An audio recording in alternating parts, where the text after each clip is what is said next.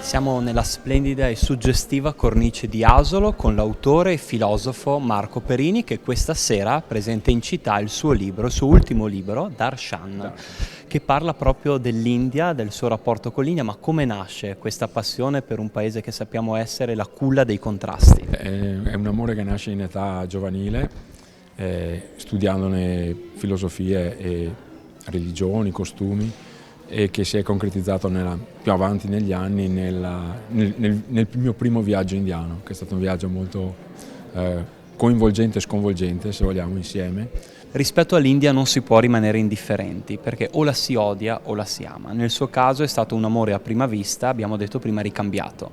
Sì, mi sono sempre stato trattato benissimo in India, sia dalle persone che ho incontrato, sia nelle situazioni che ho vissuto.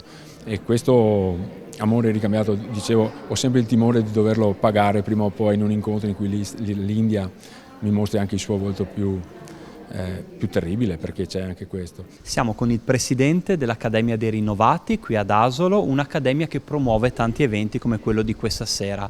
Le proposte che noi facciamo ai cittadini asolani e non sono molto varie. Dunque, intanto preciso che siamo già alla terza stagione.